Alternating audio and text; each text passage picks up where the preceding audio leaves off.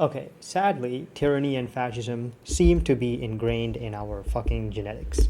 Just look throughout history. I don't need to list it or explain it. Freedom is a little bit like staying in shape, something that takes conscious and continuous effort. It is possible, but we should not take it for granted and we should always be aware and on our feet, so to speak. A smoothie today can become one tomorrow, and then the next thing you're like obese. Now, this woman has a name I cannot produce. And basically, what she wants to do in the EU is she wants to ban all end to end encryption, which basically means that all message data, call data, and just data stored on your computer can be accessed by the authorities. And the reason she wants to do this, the reason she wants to implement Big Brother 1984 style measures on her own population, the reason she gave is basically to protect from things like this and terrorism and, the usual mass surveillance shtick. But this is where my theory comes into play. This is where I'm going to add something new to the conversation, where I'm going to show the secrets of the EU, if you will. So get ready. All of these people, for lack of a better word, are leftists, okay? Labels don't mean anything anymore, but from an ephemeral point of view, you understand what I mean. I hope I use that word correctly. Point is, these guys have things like they support mass migration, and things of that nature, cultural integration, quote unquote, so to speak. And here are basically a list of things that will end up happening. These authorities like her and authorities like these guys, are supposed to essentially protect us. They're supposed to serve their citizens and protect their citizens. And usually what happens is, we see this a lot is, migration increases, right?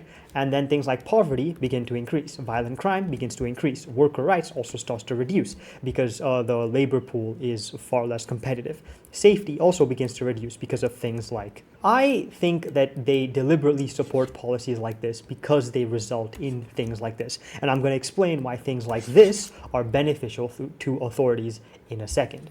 You see, when authorities have all of these things in place, again, notice how no one in the EU necessarily talks about free and open source software, although I guess this is starting to change a little bit. Nowadays, they have things like the digital sovereignty. I don't know how to spell that. Recently, I think Germany tried to get rid of Microsoft, France as well. So, okay, maybe this is not fully out of the discussion, but point is, this term is never used. FOSS is never used. Richard Stallman is never mentioned. And another thing is, right to repair is never talked about either. You'll have bits in legislation like the USB-C and things like that, but no one openly discusses it. Okay, you know what? Maybe these things are kind of spoken about a little bit. I will give the EU credit where it is due, but you get the point. These things are not as mainstream as these things, or these people, or these policies. That is a fact. And another thing is ownership. Ownership is also reducing a lot. Right to repair is actually about right to ownership, and no one really speaks about these things in the EU anymore. Again, when you compare it to talking points like this. And again, this is the ultimate goal of all governments, because when all privacy is destroyed, you have complete power. You can see everything people say, and then you can basically categorize it however you want, and then you can basically lead to mass arrests. You can protect your political power forever. And ultimately, what happens when all of these things begin to happen, increased poverty, violent crime, lowered worker rights, the population starts to get desperate, safety reduces, tensions also increase due to lack of integration by migrants, and essentially the population becomes weak and scared. And then what happens is submission. Submission happens to these authorities. Again, now you guys know why I cover my face from this channel. Now you know why I disconnected myself from this. You see, in the real world, when you look at it from an actual ethical / morality standpoint, these people are the traitors. Again, as Edward Snowden said, are you a traitor to your people or a traitor to the authorities in your country, the government? He didn't say it exactly, but you kind of get the point, right? In a country, there are actually two things. There's the government, and then there's the people. Historically, I would argue that these two entities have always been against each other. Governments always make tyranny into the law. Again, look at history, a list of things that were legal. You have all of these things were once legal in history. And then again, you have to understand, people like Emmanuel Macron let the people in who ended up doing things like this. Now, as you can see, I covered this.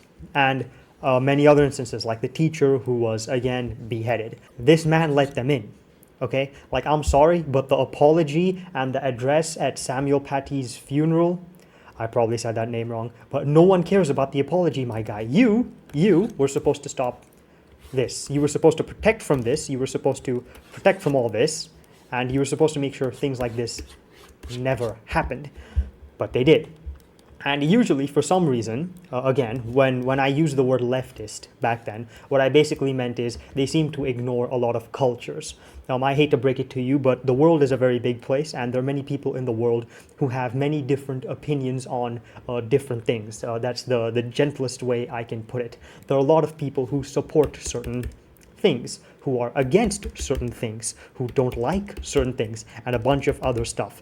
Now, polls have been done about this quite a while ago, I think like 2010 or something. Sam Harris, who ironically enough, Sam Harris is also a leftist, but Sam Harris basically summarizes this the best. There's like a big group of people, okay, and then like 70 to 80 to 90% of this group itself basically kind of supports this kind of stuff. If you let a bunch of them in and you don't do any kind of checks, your culture is going to begin to change. And this is going to happen, people are going to get scared, and then in the very end, you get submission.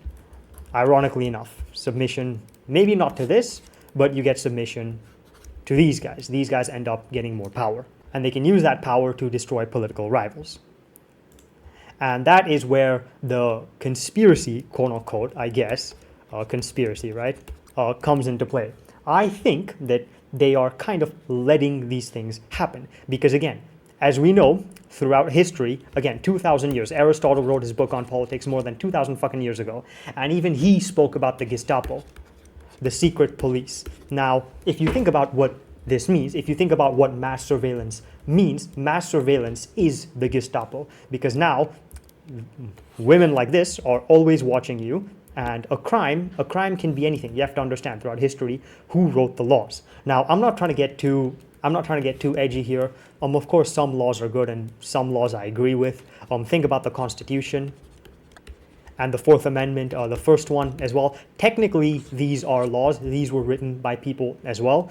Although I would argue the US government constantly tries to find ways to violate this and kind of this. But, whatever. That's a different topic, I guess. But point is, what happens is people like this have surveillance. And when they get this surveillance ability, they basically get godlike powers. Again, if you read the book 1984, there is not going to be a proletarian revolution. There's not going to be a revolution of any kind. The party, INCSOG, constantly stays in power, and no one even knows what the hell is happening anymore. And women like this get power, and then they can use this power, the spy, this means spy, okay, this is a Orwell's eye, they can spy on you, and then they look at you long enough, and then they can start to kind of write crimes, and then they can get rid of you. Again, crime can kind of be anything. It can be a thing this woman doesn't like, or a thing the government doesn't like. As explained earlier, manipulations like this are ridiculously easy to come up with, right? Your joke can offend some people, and the offended people can cause civil unrest. A really sad thing, if you will, is most people in certain countries, and I don't just mean Islamic countries, most people even in places like Singapore, or even certain people in Europe, actually support and sympathize with the Charlie Hebdo attackers. And the logic they use is the cartoon, the joke should have never been made in the first place, because the joke offended the people, and then because the people got offended, again, the people got offended, right? This is different values, different cultures. The people got offended, and then they literally killed this guy. This guy's dead. He doesn't exist anymore, okay? And this is essentially what it comes down to. To be fair, I don't know if this is anything new. This is pretty obvious if you think about it for 2 seconds. There is a reason this is increasing, and there's a reason this is actually very good from a governmental standpoint. There's a reason things like community degradation, increasing policing. So they will increase policing on things like, okay, now we're going to talk about my favorite meme topic, right? They will increase policing on things like this and this, but they will decrease policing on the borders. So this is where the massive hypocrisy comes into play. People This is where the massive hypocrisy comes into play. People like this, and I get technically people like this as well, they increase policing on their own population, and then they decrease policing on the border. And that is essentially what allows all of this to happen, which in the end makes them far more powerful. But yeah, I'll try to make a few more tutorial videos.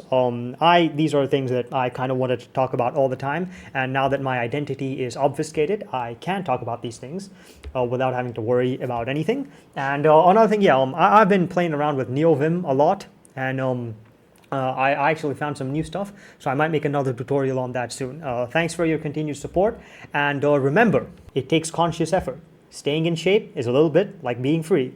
You have to keep up, you have to educate yourself, and you have to respect history more than anything. Orwell, Aldous Huxley, Hannah Arendt, Edward Snowden, if you want a modern example, these people are what we can aspire to be, right? Even though tyranny is in our genetics, right? You got athletes, we can aspire to be like them. We can aspire to have their discipline, their focus and their physical ability. The same way we can also aspire to be free, and we can be, provided we take conscious efforts, keep ourselves aware, and respect the history. So thanks for watching, and stay free, dab on the proprietary cucks as usual.